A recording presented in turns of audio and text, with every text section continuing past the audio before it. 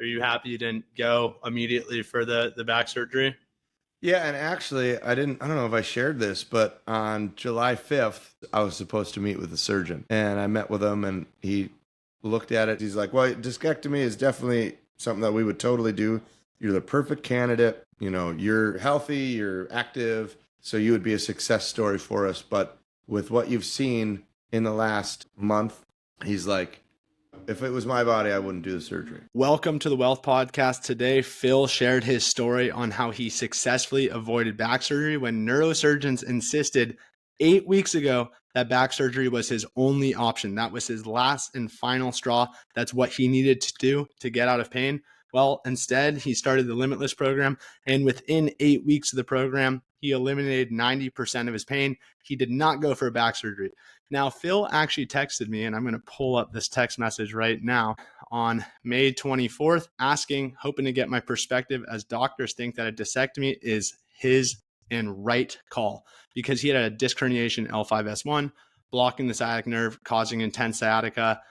Phil was just coming back from a trip from France, was about to embark on a 9-hour plane ride, which if you've ever had sciatica or back pain, you know sitting for that long is absolutely horrible. Before our call, Phil had tried an epidural, which did not work. Muscle relaxants, painkillers, cold plunging, no effect there. Tried acupuncture, which was good for a little bit. Pain came back. Tried Thai massage, tried McGill and McKenzie method, some PT. None of that actually changed his pain levels for good. In fact, it only got worse over those 3 months. So that's where on May 24th, Phil reached out to Whealth because he hit a tough fork in the road. Do I want to do this back surgery, or do I want to try this Whealth Limitless program that I found off of TikTok? So he reached out to us. I chatted with him for an hour, and he decided that he did believe in himself. He had seen other people around the world go through the Limitless program, heal bigger disc herniations, avoid surgery that doctors had claimed were absolutely necessary. Well, in this 30-minute conversation, we share how Phil shows that for his own individual instance, that back surgery was absolutely not necessary. What he needed was a structured movement program plan. Phil, thank you so much for sharing. Let's jump on in. I was going through some photos Yeah. of our trip overseas. We went the British Isles and we went to Ireland. It was such an interesting time in my life. I found this picture. We were in Dublin Castle. Yep. And it was such a pretty picture of kind of the inside there. But if you look a little closer, if you look there, look at how flat I was laying, though. I mean, that's pretty. We have photographs of Phil throughout the entire trip, just randomly laying down in iconic places throughout history. There's Buckingham Palace. Here's Phil on the concrete next to Buckingham Palace. But there was a reason that you were laying down, and not because of all the Guinness. No, it was because I was at the end of my rope. Literally, from my shoulders to my knees, I was basically a popsicle stick. I could not bend. I had the most excruciating back pain in my life. So that's actually why we've got a special guest on today, too. Should we bring him in? We should. I don't know. Do we want to show your MRI first? We want to bring Cam in first. Or maybe he should introduce your MRI, because I don't know what it is, but it certainly looks like it's not how it's supposed to look. What you see on just to the left of that blue spot is some white around what kind of looks like a mini little eyeball. That's your sciatic nerve going down what would be the right side of my body. And then on the left side, you can't see the same thing because that big kidney bean shaped thing, which is your disc, is bulged out. It was a 5 millimeter disc herniation. I didn't know that, like I said, until Monday night. And that Monday night before I left for Europe, they said, well, we got to get you rushed in for an emergency epidural to try to relieve some of the swelling and blah, blah, blah. But we're going to, as soon as you get back, you're going to have to get a microdiscectomy. And they rushed me in the next day, got the epidural, and then they're like, all right, you should be good to travel. Fuck no. It was terrible. Like, I got out. Luckily, it was a short flight. Right. 9 hours. It was just 9.5 hours. And they gave me a bunch of drugs, and it hurt. It was just absolutely brutal. And then while we were on the trip, I was like, I need to get this surgery done. So I was scheduling that. And then on the way home on the flight, I had service, and I was just, there's just something telling me that I probably don't need to be doing the surgery thing. And I found this, everybody had an answer, right? Take this magic pill, do this, do that. I think my answer was, I don't care what you do, but do something. Otherwise, you're just going to die because one of the 3 people around you will murder you dead, and you will be in no pain no more. Look, we've solved your problem. And I ran into this dude, and his name was Cam. And I'll tell you, man, I reached out to this guy here, and I was like, hey, I'll be touching down at 5 p.m. I see you have a slot at like 6 p.m. I'll be driving home from the cities. Can we touch base then? And we talked quite a bit, man. It was what I needed to hear because, and maybe I can back up. And I've had back issues my entire life. When I was 18, I had C3, 4, and 5 fused together from an accident that I was in. It was a stupidity accident, but it was an accident nonetheless. And then, then my 20s was just, overweight, beer gut, fast food, building a business. Physical fitness was like the last thing on my list. And when I was in my 30s or around there, I think it's 2015 or just before, I had injured my back to the point of like, oh man, I had to roll out of bed, use the wall to climb up. And they had said that there was some disc bulging, and, they're like, we should fuse it. And I was like, whoa, what if I like quit drinking so much beer and like worked my core? Would that be helpful? Well, that would certainly give you a fighting chance. Absolutely. I was like, well, maybe I start down that road. And that was what like ended up my journey into like physical fitness. Again, it was like kind of a major this or that kind of thing. But like, I never really understood the body mechanics. I've always been tall and lanky. Like every time I would try to do squats when I'd be with buddies at the gym, they'd be like, what is that abomination? Or like a deadlift. It's like, well, they can't, that's wrong. That's whatever not, you're doing, don't ever again. And so like, I would just kind of like skirt around those things. And for the next few years, like I would stay loose enough, that any of those activities, like I might tweak my back, but I'd be able to get back into it in a few days. And I pushed past a lot of like red flags throughout the years. But then this January, I got into jiu-jitsu a few years ago, and one thing that kept nagging at me is like, man, I should really figure out like my hip mobility. I can't bend over and touch my toes. In January, I was pulling deadlifts again. I haven't done this in a couple of years. I'll try it. I got a barbell, I got some weights, and I overdid it. But there really wasn't even one thing in particular that I could remember. I just know that like I pissed my back off and I kept trying to do things. I was determined to continue to train jiu-jitsu. I did some stretches. They seemed to kind of help me out, but like I never let it heal. So like I would just keep pissing it off every time I would train. But man, again, it just sucked. Every minute it was just I was in pain, but I made the best of it. And I got home and I was like, I think I need to take a week or two off. I went and I saw somebody recommended dry needling. Before I was like, I think I should probably go to the doctor. And this buddy of mine was like, oh, go try some dry needling. So I went in, got that, and like, it was like life-changing because I had all this pain going down like my butt cheek and the back of my thigh. And they were like, oh, these muscles are super pissed off. They kind of released the muscles. And within a week, I was feeling better. And I was like, I can get back into the club and start training. And honestly, like the first night I went back, I was feeling really good. Second night I went back, I was faster. And I was like, I'm healed. It's great.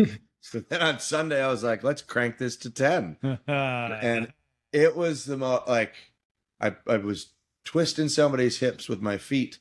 And like, it was just this like massive pop, and it just felt like it was a red hot dagger jammed right in my low spine. And I was like, well, it's not the same pain that I had, so it's probably okay.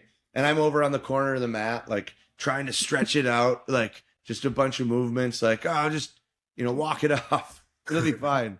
And then I couldn't get out of bed for like a week. It was that was when it herniated.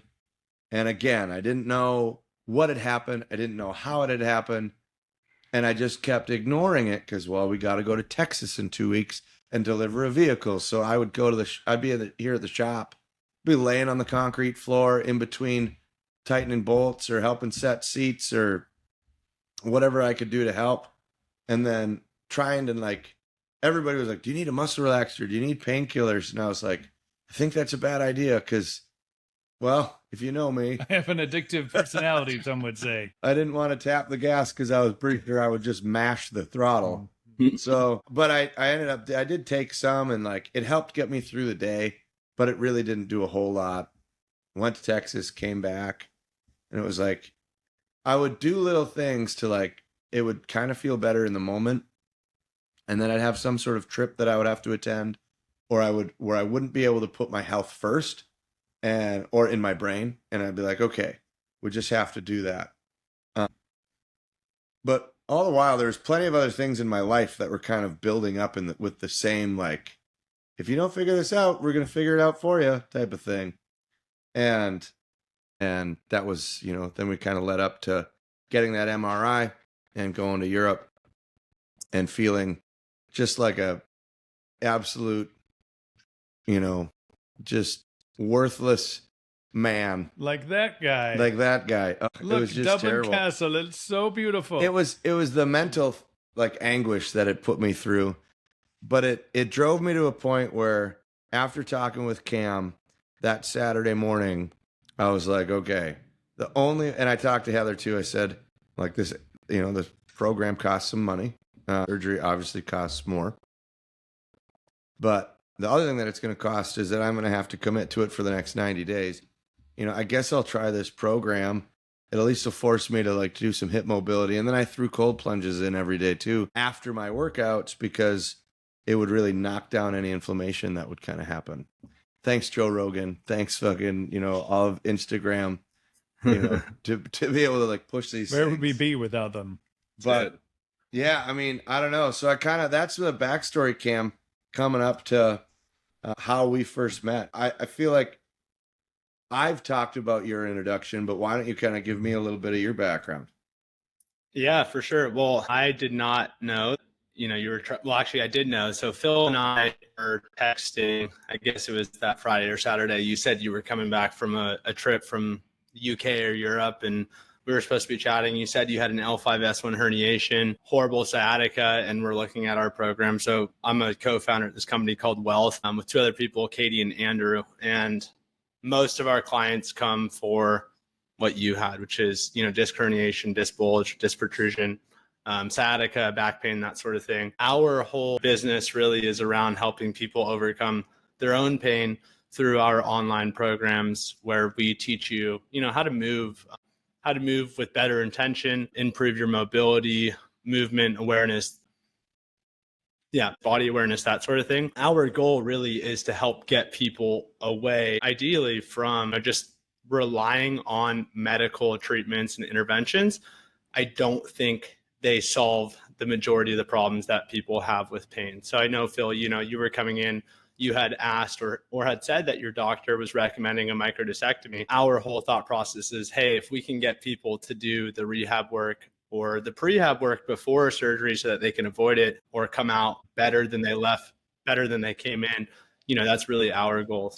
Right now, we have about 5,000 online members. I would say probably like 4,500 of them plus are like Phil, coming in for back pain. So my primary role at Whealth is, sales, or people don't like the word sales, customer enrollment, customer service, that sort of thing. But really, like, how I got involved with Phil was taking that call. I talked to probably like 75% of our members who come in kind of through the phone. They want a consultation and that sort of thing. I actually had an L5-S1 disc herniation myself. I did this program 6 years ago. My origin was coming into this program, or like buying my current co-founder's online program 6 years ago. So I was very much so in the same position as Phil, really. I'm 27 years old right now. Whealth is coming up on its 4-year anniversary in November. So we've been doing this for quite some time. My current co-founders, Katie and Andrew, they had a business prior, and it was that online program that I enrolled in when I was in college for same issue as Phil, L5-S1 herniation, sciatica. I mean, it honestly fucked up my life for, pardon my French, 18 months probably. As you were showing that picture of you traveling in Europe, lying down, it brought back memories. I was on a trip. My brother had just graduated college. He's 2 years older than me. Yeah, that one. It just brought back memories because I was traveling. We were doing a trip to Asia half the time. 4 out of the 8 days we were in Vietnam. I had to tell my brothers and dad that I couldn't leave the room because I was just on the couch on the ground. And it's just such an emasculating feeling. And also it feels kind of like this invisible pain because, you're looking at someone who's young and looks like they should be healthy, but you can't explain what type of pain's going on. I didn't know at the time too, but what I was dealing with was like back spasms and sciatica. So thank you for sharing that with me. It's also the whole, sciatica is like an old person thing, right? My sciatica is acting Right. up. And it's like, it's just wild because, I'm an active dude. You're an active guy. But shit, 21. It's Yeah. like that, oh, these things shouldn't be happening.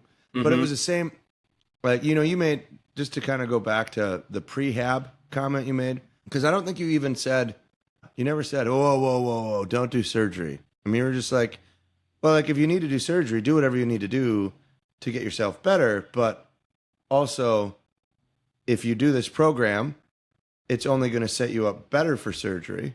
To be able to rehab, and you might find that you might not need it, or you might not be in the same position. And again, in that moment, I'm just like, anything, just either that or just shoot me. I was about ready to jump off a bridge. I was going to jump off the cruise ship. There was one morning I was like, I can't believe I'm thinking about this. But I'm like, as I'm like looking over down into the ocean, And there was points, let me just tell you, that anybody that was around you was like, I will give you the nudge that you need, sir. Right. Because when you're dealing with that kind of pain, you're like, your attitude sometimes doesn't align with the normal jovial person next to you. There was definitely some Looney Tunes, like, I don't know, but the ship kept going. But I think my biggest thing was like, and what the program was able to start to teach me was like how my body moves. Because the biggest issue that I was worried about was getting this discectomy and then doing it again. Because clearly, I wasn't able to manipulate my body in the ways to do the things that I wanted to do for the last 10 years. And life kept kind of nudging me a little bit each time till finally it was just like, God, deck me. And literally laid me out flat on every surface in Europe. And so at least even if I did or do somehow need to have surgery, I can't believe how now I move with intent. Right. And when I first started the program, This is the Limitless program, our Limitless program, right? Yeah. So when I started Limitless, even on day one, I was like, I don't know, this shit's bogus. There's no way. Yeah, why? Why did you think that? Well, I think it was just the fact that I forget what day one was, but I'm pretty sure It's like breathing, scapular stuff, pelvic tilts, like just all small, minor details with your spine and scapula. That was one where I was like, I have a pelvis, Right? It did not want to move. I know that. And then any nudging of that, and it was just fire in my back. But it was also kind of like that. There's a difference between my body was trying to fix or fight this thing so hard. I felt like my whole body had the flu leading up to this. And as soon as I switched the mindset into a rehab style mindset, it was the pain was for good reason, and I was going in the right direction. And then also it was like, well, or maybe it's not, but I need to believe in this right now because I need to believe in my ability to be able to put some energy towards something that can feel like progress. And the way that the program is tailored, is exactly that. You're not trying to move mountains, but you can truly see like every day a little bit of progress, which gave a lot of bit of hope. And it like, well, and then it was also like, I'm always a sucker for like a good workout program, because then I don't have to like write it down. I don't have, Right. so like, and like, ooh, I wonder what tomorrow is. I think it started, I feel like it was only like 20 minutes the first week, was like 20 minutes a day. And then it was the cold plunge, which that's still the worst. Let's just be clear. I have to not think about it, because if I think about it, then I'll come up with every excuse to make another cup of coffee or scrub the floor with a toothbrush or anything else. Yeah. I think when we were first supposed to speak on Friday, you canceled and you're like, hey, my back's just horrible. I just flew back. Let's chat tomorrow. So we chatted on Saturday morning. And I think one of the first texts I remember, like, yeah, I'm ready. I just had 5 cups of coffee. I think you and I chatted about an hour, and it didn't really feel like I had to sell you or try to really transform any ideas into getting you to hopefully buy into the ideology of the program. But I'm curious too, for you, you know, like, and a lot of our members feel like they're doing the right things, whether that be like incessantly going to chiro or, you know, acupuncture or massage or maybe injections, or they've tried a lot of different things. I'm curious, how did you came across probably our Instagram, our Whealth Instagram. How did you kind of like feel like this was the right thing? Because everyone feels like they've tried a lot of things and they're like, okay, like, well, Whealth's telling me they're going to be the right thing. I think what it was, so I found it on TikTok. Okay. And so when I just started to kind of like research, and what I was seeing on there's a couple other programs that I looked at. You guys just seemed really in depth, and you had like the body paintings that showed like the skeletal and muscular like how everything works. It was very hey, we're not trying to make this harder than it needs to be, but it also seemed very all encompassing. And I think that there was one video that had a few million views, and that was the one that had come across because I was searching like sciatic pain, just trying to understand more about it. Yeah. And that was when I was like, huh, who are these people? And I clicked on it, and then you read the thing and you're like, buy my plan here, and they're just like, right.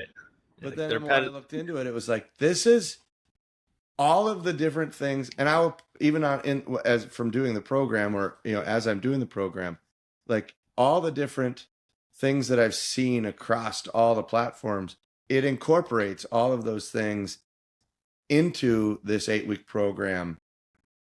And you're not overdoing one thing. It's always mixed in. My range of motion. Well, so I'll tell, I guess, like, where am I at now, right? Yeah, because we spoke on May 23rd or May 24th. I think you started the program on May 23rd. So 2 months later, right? So you came in right off the plane, horrible sciatica. Months leading up to that, you jokingly talked about jumping off the cruise ship, which I get's a joke, but also like, you know, it's horrible, like, right? Yeah, for sure. I mean, on my last podcast, I talked to this lady, Sarah, who's talking about she's, you know, having suicidal thoughts before the program. So we don't take that lightly. I mean, like, it's fun to joke around about it with people who are able to laugh about it. But yeah, so anyways, so 2 months ago you started. So yeah, yes. Where are you at now? So I would have finished the program last Saturday. Okay. We had this big country music festival, and it was my birthday weekend. Hey, happy birthday. I appreciate it. 39 years young. Spring chicken. Let's go. Yeah. I also put in like 20 miles on the bicycle yesterday. So it's like, man, if I came this far in 8 weeks, if I run this program one more time, and I feel like I might be able to do 2 workouts a day, or I could maybe do one of them, you know, back to back, because at least at the outset, because it's not all that intense. But like I said, cycling, like I just got back into being able to pedal a bike. I put 100 miles on in the last, like 120 miles on in the last 7 days, which is awesome. That's incredible. Yeah. I'm thinking tonight I'm going to stick around for, I've been teaching the kids jujitsu class, which I don't have. I'm really just been kind of an assistant, helping them out. But, and then I duck out of the adult class because I've been trying to take it easy. But I think today I might stay for drilling, all the open rolling and whatnot. But I'm able to start getting back into the things and start to dabble, but I'm doing it with a lot more intent, and I'm doing a lot with a lot more truly listening to my body instead of just my brain, which is like, all right, don't be a wuss, just get it done. And like that's just been dragging me out for so long that I'm kind of done with that. It's too hard. Yeah, I mean, you did it aside from, having some fun at the country festival. It sounds like you were very consistent with it. So to make that progress in 2 months, that's awesome. How would you say your pain, like, is pain existent, but at a lower level, or what would you kind of say? It is 100% different than what it used to be or Nice. what it was. I will say that like when I get up out of this chair and I, start walking around, I might get a couple of pulses and like maybe have to grab the door frame for a second, but I'm also able to bend down and tie my shoe. I mean, like, Yeah. like I can put socks on standing up now. Like Nice. that may sound like, well, yeah, but like it was, I'd have to I was literally laying down just to be able to put socks on. I'd have to have my wife put my shoes on. Yeah, anyone with sciatica knows that. I remember that too. I used to swim, and I was in college, and just remember like having, just not being able to take off my clothes and like put on my suit before I'd go in, and like not being able to sit on the toilet and having to log roll out of bed.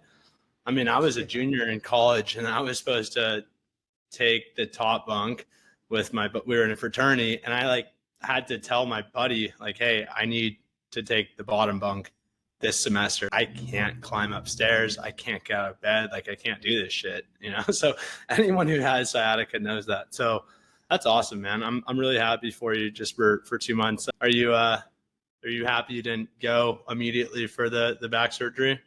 Yeah, and actually, I don't know if I shared this, but on July 5th, I was supposed to meet with the surgeon. So then I postponed that to July 5th, and I went in on July 5th, and I met with him, and he looked at it. He's like, well, discectomy is definitely something that we would totally do. You're the perfect candidate. You're healthy, you're active, so you would be a success story for us. But with what you've seen in the last, whatever it was, month and a week, he's like, if it was my body, I wouldn't do the surgery. And that meant a lot too, because it was like a little bit of affirmation that the stuff that I was doing, I felt good. But sometimes like having that like professional opinion was like, because I think we all look towards doctors to kind of give us what they're supposed to be experts. They're supposed to know more about us than we do. But I think that we sell ourselves short, and we need to really pay attention to our bodies, because we're the ones that we're stuck in this, meat suit every day.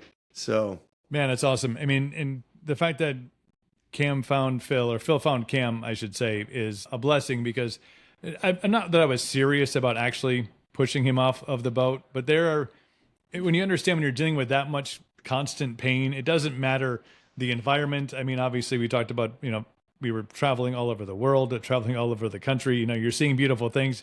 None of that can make that pain subside. Mm-hmm. Nothing makes it go away.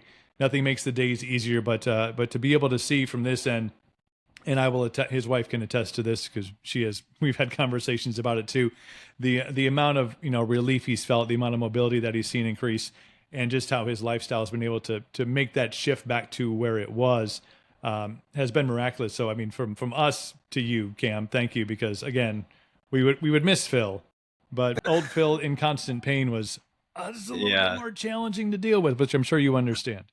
For sure, yeah. I'm sure you might not miss the old Phil in that grouchy regard, right? And you two, you two are business partners, right? Yeah, we work together every single day, and then we're friends outside of it, so we see each other every day. And it's the grouchiness is one part, but like sometimes I like to get from the vehicle into a building in a much quicker pace and timely manner, right? like they're making, Abbey Road with the Beatles, like slowly walking across the road because of his pain. But no, he's doing so much better. So thank you for that. And I know a lot of good information came out of this from you, Phil, being able to tell his story, which I'm sure is relatable. I'm sure you've heard all the stories from people and the reasons for their pain and what they're dealing with. If somebody heard this podcast and is like, well, this is maybe the answer. At least this, I have questions that maybe you and your team can answer. What's the best way for people to reach out and get a hold of you so they can continue on their journey for getting better and reducing that pain and inflammation? Yeah, for sure. So I would say for starters, if you haven't heard of us, our Instagram is a pretty good place. It's just WHEALTH. Our company is called Whealth, like your health is your wealth. Our website is spreadwealth.com. Again, WHEALTH. And then, if you are like Phil booked a call with me. You can book a call on the website. We got the pop-up. We got the top book a call. I think if you are struggling with pain, whether it be like a disc herniation or sciatica or, chronic low back pain, you've tried PT, you've tried chiro, or maybe you haven't and you just want to explore another option. I think we're pretty honest from our perspective on if our program can or cannot work. It's incredible to talk to Phil today because he shows and has shown like what can happen if you're consistent with our program. So it's not a program that does itself. I mean, Phil did have to put in 30 minutes a day for 8 weeks to do that. But if you are at least interested in overcoming your pain and you're kind of tired of being in pain, we'd love to help. We have currently, like I said earlier in the podcast, about 5,000 members right now going through the program. A lot of other incredible stories like Phil. So either through our Instagram or website, we would be more than happy to chat with you if you're listening and you need some help and you want to get that relief. I would say today, but also in the same point in time, it's not necessarily going to come today. It does take some time. So that's the big thing. I don't think you have to feel this amount of pain that you're feeling if you're listening to it, but you do need to do something about it. Yeah, you can't will it away. There's no, the magic pills and the beanstalk, that's that pie in the sky dream is not real. And I think the understanding that I've known Phil for many years and know that his BS meter is pretty accurate. And obviously everybody gets bombarded with, these illusions of magic that's going to take your pain away or that's going to make you thinner, that's going to make you stronger.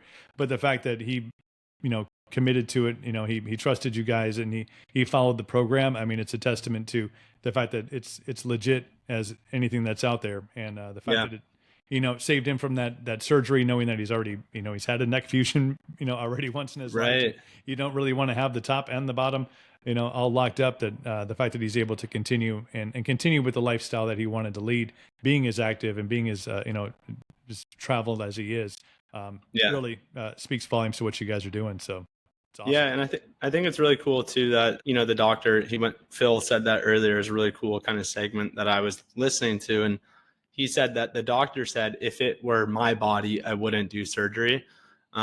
Giving Phil that confidence that what he's done with our program is helping to heal him and kind of give that confirmation. I mean, I know Phil said, we do like to go to doctors. Ideally, they know more about us than we do. And I think I agree with that. And I also don't agree with that at times. Like there's not enough doctors out there to solve our problems. And frankly, they can't. So like in theory, maybe they know more, or not even in theory, right? Like most doctors are going to know how to read an MRI better than, people who haven't been trained to do that. But I think the mismatch comes where like, if all you needed to do is read an MRI, like the doctor would have had Phil's solution, right? So we didn't necessarily look too much at the MRI that Phil had. Our whole thought process is like, hey, let's get Phil to know his body better than any other doctor or better than anyone else. Because frankly, no one else can fix you. No one really cares about your body as much as you do. Like that's just a fact. No one's going to care about it. Everyone has their own problems. So that's what we want to do. We want to be able to, hey, we got the education, we got the workouts, we have everything laid out. You have to follow it and you have to take that info and create these relationships with your body. So ideally, you start to know your body better than doctors.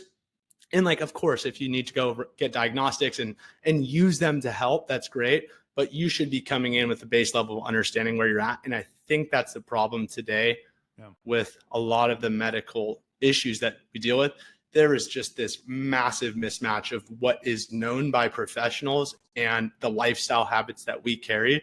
So we want to raise that education up at Whealth, give people that understanding with lifestyle habits, nutrition, recovery, movement, so that people can enter the doctor's office like way healthier. Right. And the fact that you can go into your doctor with a working knowledge of how your body operates and know its functionality and its capabilities. I mean, I can imagine the majority of people have no idea. They're like, I don't know, it hurts here, I can't do this. But to be able to have a full understanding of your limitations and what you could do at one point, like that kind of control and understanding. The benefits of being able to have that conversation with a medical professional, I think puts you on not on an even playing field. Obviously, they have a really big sign in their office that tells you just how decorated that they are. But at least they'll be like, oh, well, you understand, and maybe they can't bullshit you quite as much when you're like, listen, I know it's this exact area, and this is the reason, and the things that I'm doing aren't working. So, you go to seek that medical help. So a lot of good stuff. Yep. A lot of good stuff though today, Cam. Awesome. Hey, well, thank you, Coop and Phil. It was great chatting. Awesome. One more time with the website so people know before we get out of here. Yeah, it's spreadwealth.com, SPREADWHEALTH.com. And then on Instagram, you can find us there. Shoot us a DM if you need help as well. It's just WHEALTH. Awesome. Cam, appreciate the time and all the info, and thanks for making Phil more tolerable. I feel there we go. Go to work every day. I'm glad he's more tolerable. Not Anytime. Push him off a boat.